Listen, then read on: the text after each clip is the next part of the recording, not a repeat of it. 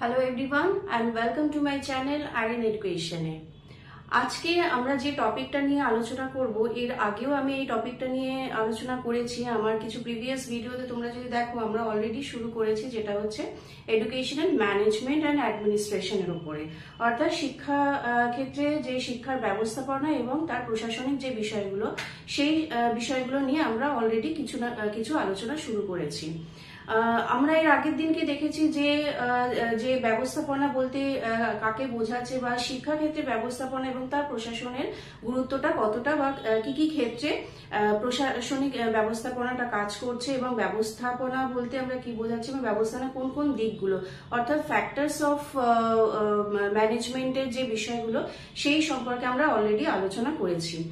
আজকে আমরা আরেকটা নতুন টপিক নিয়ে আলোচনা করব, যেটা কিনা তোমাদের ম্যানেজমেন্ট অ্যান্ড অ্যাডমিনিস্ট্রেশনের যে পেপারে তোমরা অলরেডি পেয়ে যাবে, এবং এর থেকে কিন্তু প্রচুর কোয়েশ্চেন আছে। এর থেকে ছোট ছোট অনেক কোয়েশ্চেন আসে, যারা তোমরা বিএডে আছো বা মাস্টার্স করছো এডুকেশনের উপরে। এছাড়া নেট সাইটে তো এই কোয়েশ্চেনটা আসেই।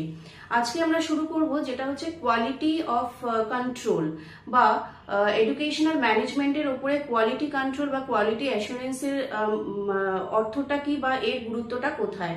অর্থাৎ শিক্ষার ক্ষেত্রে গুণগত মান বা গুণগত নিয়ন্ত্রণটা কতটা, এবং শিক্ষাক্ষেত্রে গুণগত মান নিয়ন্ত্রণের প্রকৃতি কি, এবং তার বৈশিষ্ট্যগুলো কি কি। অর্থাৎ শিক্ষাক্ষেত্রে যে গুণগত নিয়ন্ত্রণ বলতে আমরা কি বুঝি, অর্থাৎ এখানে কোয়ালিটি কন্ট্রোলের কথা বলা হচ্ছে, এবং এর পরবর্তী ক্ষেত্রে আমরা আলোচনা করব কোয়ালিটি অ্যাসুরেন্স। তাহলে আজকে আমরা শুরু করি, একটু জেনে নিই যে কোয়ালিটি কন্ট্রোল বলতে আমরা কি বোঝাচ্ছি, এবং কোয়ালিটি কন্ট্রোল শিক্ষার ক্ষেত্রে বা শিক্ষার ব্যবস্থাপনার ক্ষেত্রে কেন এতটা গুরুত্বপূর্ণ।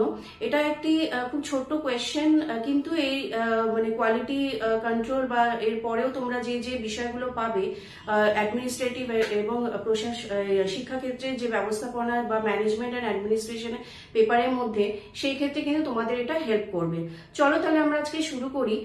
কোয়ালিটি কন্ট্রোল বলতে আমরা কি বোঝাচ্ছি, অর্থাৎ গুণগত নিয়ন্ত্রণ বলতে আমরা কি বুঝি। আসো তাহলে আমরা শুরু করি আজকের আমাদের এই টপিক দিয়ে। গুণমান নিয়ন্ত্রণ অর্থাৎ হচ্ছে কোয়ালিটি কন্ট্রোল।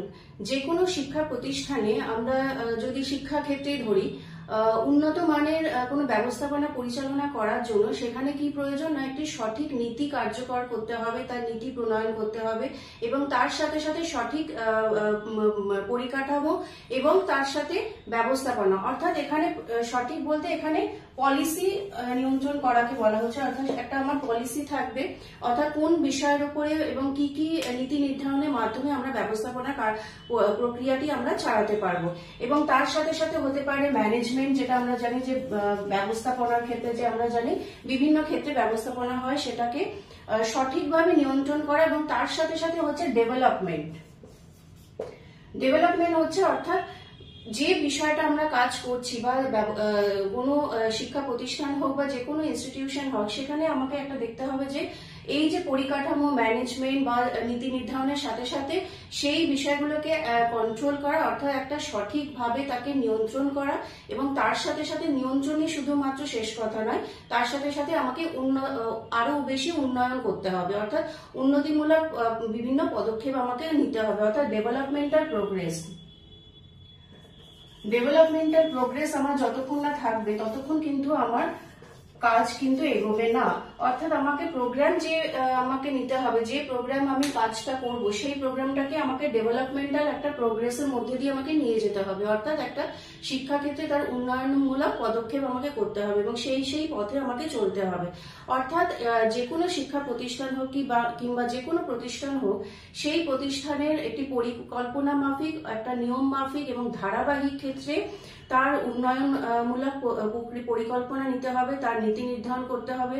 সেটি পরিকাঠামোর দিক দিয়ে হোক, মৌলিক নীতি নির্ধারণ হোক, এবং তার সাথে সাথে ব্যবস্থাপনাকে আমাকে একটা সঠিক নিয়ন্ত্রণের মধ্যে দিয়ে নিয়ে যেতে হবে। অর্থাৎ তার দেখতে হবে আমার সেই প্রতিষ্ঠানে গুণমান কতটা বজায় আছে। অর্থাৎ এখানে শুধুমাত্র আমার সংখ্যাগত বৃদ্ধি করলেই হবে না, অর্থাৎ আমি প্রচুর ইনস্টিটিউশন বা প্রতিষ্ঠান আমি তৈরি করলাম, অথচ তার মান খুব নিম্ন প্রকৃতির, সেটা করলে আমাকে চলবে না।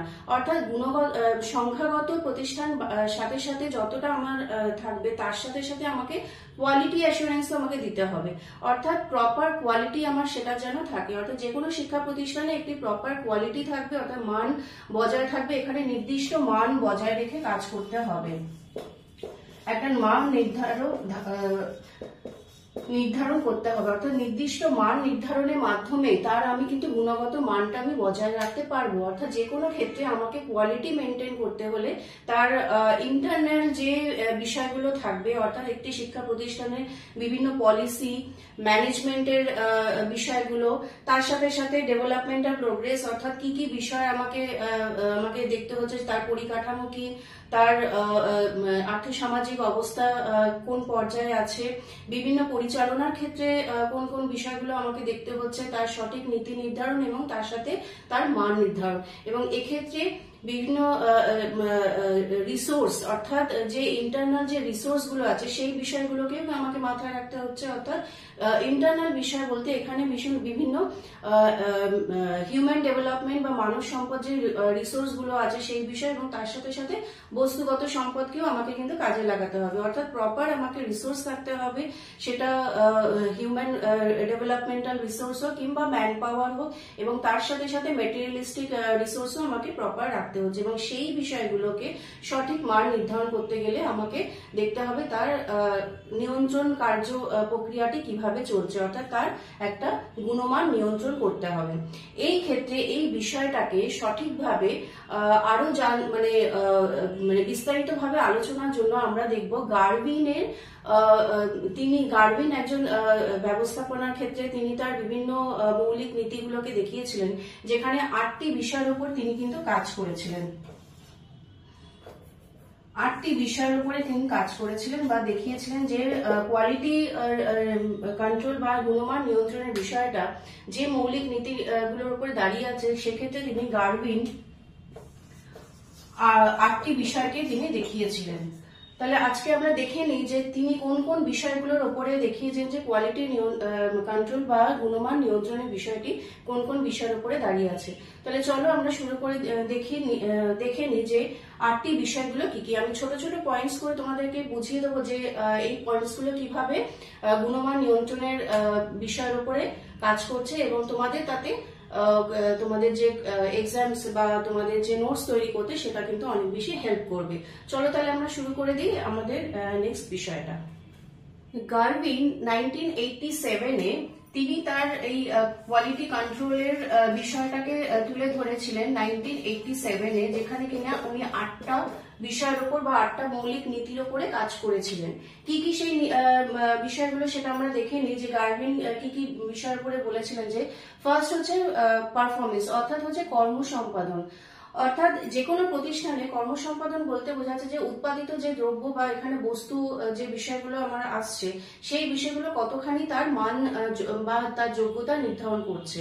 অর্থাৎ ইন্টারনাল যে বিষয়গুলো, অর্থাৎ কোনো প্রতিষ্ঠানের যে আভ্যন্তরীণ বিষয়গুলো, তার যে বিভিন্ন উৎপাদিত দ্রব্য হতে পারে, বিভিন্ন সম্পদ হতে পারে, এখানে রিসোর্স বা যে সম্পদগুলো আছে, যে আভ্যন্তরীণ সম্পদগুলো, সেগুলো কতটা কার্যকরী হচ্ছে এবং তার আউটপুটটা কি আছে, অর্থাৎ তার উৎপাদিত যে ফলের যে প্রত্যাশিত ফলটা কি পাচ্ছে। অর্থাৎ এখানে শিক্ষার্থীর কি মান বজায় থাকছে, শিক্ষার্থীর ফল কিরকম হচ্ছে, এবং তার প্রত্যাশিত যে কর্ম সম্পাদন, অর্থাৎ এখানে প্রোডাক্টিভিটি বলতে এখানে বোঝা যাচ্ছে যে শিক্ষার্থীরা কতটা তাদের মান বজায় রাখছে এবং তাদের কোয়ালিটি অ্যাসুরেন্স কতটা তৈরি হচ্ছে, এবং তার সাথে সাথে যে মানব সম্পদ বলতে এখানে শিক্ষার্থী, শিক্ষক এবং অন্যান্য যে সদস্যবৃন্দ আছেন তাদের মধ্যে কোঅপারেশন কতটা হচ্ছে এবং সেই কাজটা কতটা ফলপ্রসূ হচ্ছে।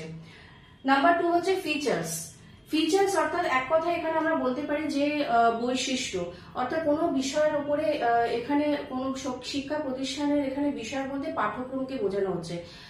আমরা যেটা জানি যে curriculum should be a flexible, এখানে ফিচার্স বলতে মূলত ফ্লেক্সিবিলিটির কথাই বোঝানো হচ্ছে।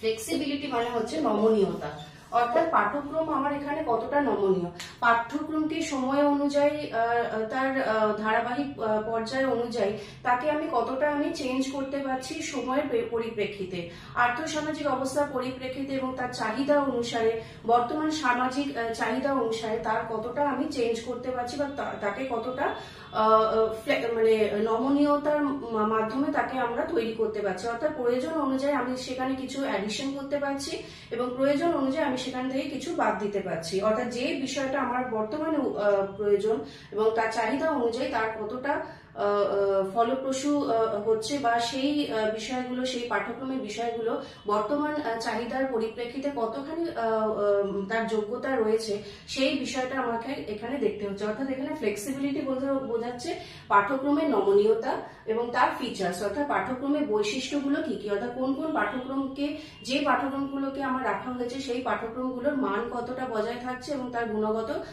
ফল কতটা আসছে। নেক্সট হচ্ছে রিলায়েবিলিটি। রিলায়েবিলিটি বলতে বোঝাচ্ছে যে কোনো কাজ বা যে কোনো বিষয়কে কতখানি ত্রুটিহীন ভাবে এবং নির্ভুল ভাবে সেই বিষয়কে রাখা হচ্ছে এবং তার কার্যকারিতা কতখানি আমরা পাচ্ছি। অর্থাৎ নির্ভুল ভাবে, নিখুঁত ভাবে, ধারাবাহিক পর্যায়ে কোনো বিষয়কে রাখা। এখানে রিলায়েবিলিটি বা নির্ভরযোগ্যতাটা সেখানেই বলছে যে যেখানে আমি আমার বিশ্বাসযোগ্যতা আমি অর্জন করতে পারছি এবং নির্ভুল এবং তার ত্রুটিহীন ভাবে। অর্থাৎ যে বিষয়গুলোকে আমার রাখা হচ্ছে সেই বিষয়গুলো কতটা নির্ভুল থাকছে, কতটা ত্রুটিহীন ভাবে সেই বিষয়গুলো কাজ করছে, সেই বিষয়গুলোকে এখানে দেখা হয়। পারফরমেন্স অর্থাৎ হচ্ছে শিক্ষার মান বর্তমান ক্ষেত্রে কতটা উপযোগী এবং তার কতটা তার বর্তমান মান বজায় রাখা হচ্ছে। অর্থাৎ কনফার্মেশনটা এখানে চাওয়া হচ্ছে যে শিক্ষার মান বর্তমানে কতটা এবং তার চাহিদা কতটা। নেক্সট হচ্ছে সার্ভিসেবিলিটি, অর্থাৎ হচ্ছে এটা বলতে পারো স্থায়িত্ব কতটা, বা স্থায়িত্ব বলবো না, সার্ভিসেবিলিটি মানে হচ্ছে যে আমি তাকে প্রয়োজন অনুযায়ী তার কোন কোন বিষয়কে আমি কতটা আমি পজিটিভ ভাবে তাকে দিতে পারছি। অর্থাৎ হচ্ছে আমি এখানে শিক্ষার্থীর সাথে সাথে বিভিন্ন শিক্ষক, সেই প্রতিষ্ঠানের অন্যান্য যে সদস্যবৃন্দ আছে, যারা কর্মচারী আছে, তাদের মধ্যে কোঅপারেশন কতটা হচ্ছে এবং তার স্থায়িত্ব কতটা হচ্ছে। অর্থাৎ তার যে কাজের জন্য তাদেরকে রাখা হয়েছে বা যে কাজ করার জন্য তাদেরকে অ্যাপয়েন্ট করা হয়েছে সেই কাজটা তারা কতটা সুষ্ঠুভাবে, সুন্দরভাবে এবং ধারাবাহিক পর্যায়ে সেই কাজটা তারা চালিয়ে যাচ্ছে এবং শুধু কাজ চালানোই নয়, তার সাথে সাথে কোয়ালিটি মেনটেন করা হচ্ছে কিনা সেই বিষয়টাও দেখতে হচ্ছে। অর্থাৎ সার্ভিসেবিলিটি মানে হচ্ছে আমি যে কাজের জন্য যে দায়িত্ব, মানে এখানে দায়িত্ব ভাবে আমি কাজটা করছি কিনা, অর্থাৎ কতটা দায়িত্ববান, অর্থাৎ কর্তব্য সাথে সাথে শুধু কর্তব্যই না, তার সাথে সাথে আমার দায়িত্বটা কতটা থাকছে। অর্থাৎ নিজে আমি কতটা রেসপন্সিবল, কোনো একটা কাজ করতে গেলে যে কোনো প্রতিষ্ঠানে একটা রেসপন্সিবিলিটি থাকে, সেটা যে কোনো কর্মীবৃন্দ হোক কিংবা সেখানকার সদস্য।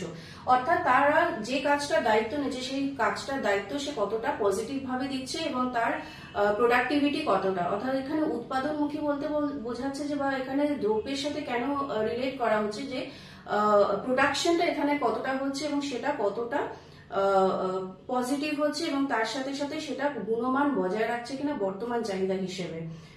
নেক্সট হচ্ছে অ্যাস্থেটিক্স, অর্থাৎ এখানে কোন শিক্ষা প্রতিষ্ঠানে তার আকার, আয়তন, তার গঠন, তার আভ্যন্তরীণ পরিকাঠামোর যে মান বজায় রাখা সেই বিষয়গুলোকে বলা হচ্ছে। এখানে মানে আভ্যন্তরীণ বা পরিকাঠামোগত যে বিষয়গুলো, অর্থাৎ পরিকাঠামোর দিক দিয়ে কোন কোন বিষয়কে তারা গুরুত্ব দেওয়া হচ্ছে, গুণগত তার মান বজায় থাকছে কিনা এবং সেই সাথে সাথে কোয়ালিটিকে কন্ট্রোল করা হচ্ছে কিনা। অর্থাৎ যে গুণগত মানকে আমার বজায় রাখলে হবে না, তার সাথে সাথে তার সঠিক নিয়ন্ত্রণও দরকার। সুতরাং সেই মানকে আমার সঠিকভাবে বজায় রাখা। নেক্সট হচ্ছে ডিউরেবিলিটি, অর্থাৎ স্থায়িত্ব কতটা, যে উদ্দেশ্যে অর্থাৎ লক্ষ্যকে অর্জন নির্ণয় করে যে আমি প্রতিষ্ঠানিক যে ব্যবস্থাপনা আমি তৈরি করা হলো, সেই ব্যবস্থাপনাকে বা প্রশাসনিক স্তরে সেটাকে আমার স্থায়িত্ব আমি কতটা করছি, অর্থাৎ তার সাস্টেনেবিলিটি কতটা, কিভাবে তাকে আরো বেশি উন্নয়ন করা যায়, তার প্রোগ্রেসিভ মেথডটা কি কি হবে। এখানে বিভিন্ন নীতি নির্ধারণ হতে পারে, বিভিন্ন কৌশল হতে পারে, পরিকাঠামো হতে পারে, শিক্ষকদের ট্রেনিং হতে পারে, পাঠ্যক্রমের নমনীয়তা হতে পারে বা পাঠ্যক্রমের নির্ধারণ হতে পারে। এই সমস্ত নীতি নির্ধারণগুলোকে কতটা আমি স্থায়িত্ব করছি, অর্থাৎ ডিউরেবিলিটি। পারসিভ কোয়ালিটি অর্থাৎ এখানে হচ্ছে যে বিষয়গুলো আমি জোর দিচ্ছি সেই বিষয়গুলোকে আমি প্রত্যক্ষভাবে এবং তার সাথে সাথে পরোক্ষভাবে কতটা তার কোয়ালিটি মেনটেন হচ্ছে, অর্থাৎ তার গুণগত মান কিভাবে বজায় থাকছে। পারসিভ কোয়ালিটি বলতে বোঝাচ্ছে প্রত্যক্ষভাবে আমি তার কোয়ালিটিকে বা তার গুণকে বজায় রাখছি, অর্থাৎ এখানে আমি ইন্টেনশন ভাবে আমাকে দেখতে হবে কোন কোন বিষয়কে আমাকে দেখতে হবে, যে সেখানে শিক্ষার্থীর মান কতটা থাকছে, শিক্ষার্থীর বয়স, রুচি, তার সামাজিক চাহিদা, তার অর্থ সামাজিক চাহিদা, তার পারিপার্শ্বিক যে বিষয় বস্তুগুলো রয়েছে সেইগুলো এবং সামাজিক বিষয় সমস্ত দিককে তার নীতি মানে একটি প্রতিষ্ঠানে তার নীতি নির্ধারণ, কাঠামো, পরিকাঠামো সমস্ত দিকে আর্থিক ব্যবস্থাপনা সমস্ত কিছুকে এখানে তার মান বজায় রাখানো হচ্ছে, অর্থাৎ পারসিভ কোয়ালিটি। সুতরাং আমার মনে হয় যে এখানে গুণমান নিয়ন্ত্রণের আমি এটা খুব শর্টভাবে তোমাদেরকে বোঝালাম, তোমরা বইতেও এর ইন ডিটেলস অনেক পেয়ে যাবে। তবু আমরা আমরা এখানে 8টা যে পয়েন্টগুলো আমরা এখানে আলোচনা করলাম যে কোন কোন বিষয়ের উপরে কোয়ালিটি কন্ট্রোল এই ব্যাপারটা দাঁড়িয়ে আছে, এবং গুণমান নিয়ন্ত্রণের বিষয়ের উপরে তোমাদের কিন্তু শর্ট কোয়েশ্চেন আসে। এছাড়াও এই পেপারের রিলেটেড আরো কিছু টপিকস আছে, আমি খুব তাড়াতাড়ি সেই টপিকসগুলো আমি নিয়ে আসবো যাতে তোমাদের কিন্তু নিজেদের পেপার রেডি করতে সুবিধা হয়। আশা করি তোমাদের এই টপিকটা আজকে বুঝতে পেরেছো। আর যদি কোনো কোয়ারিজ থাকে বা যদি কোনো এর সম্পর্কে কোনো ফিডব্যাক থাকে এই পেপারে রিলেটেড, আমাকে অবশ্যই কমেন্ট বক্সে আমাকে জানাবে। আর এই রিলেটেড আরো যদি কোনো কোয়েশ্চেন থাকে বা তোমরা আর কিছু জানতে চাইছো সেটাও আমাকে কিন্তু কমেন্ট বক্সে আমাকে অবশ্যই জানাবে। আর ভিডিও যদি মনে করছো যদি একটু হেল্প হয়ে থাকে তাহলে অবশ্যই ভিডিওকে লাইক, শেয়ার এন্ড সাবস্ক্রাইব করে দিও। আর এর সাথে সাথে আমি নেক্সট আরো কিছু টপিক আছে, যেটা আজকে যেটা দেখলাম যে কোয়ালিটি কন্ট্রোল, এর পরবর্তীকালে আমরা এই পেপার রিলেটেড আরো কিছু টপিকস আছে সেগুলো আমি আস্তে আস্তে নিয়ে আসবো। Administrative and educational administrative and ম্যানেজমেন্টের উপরে তোমাদের কিন্তু অনেক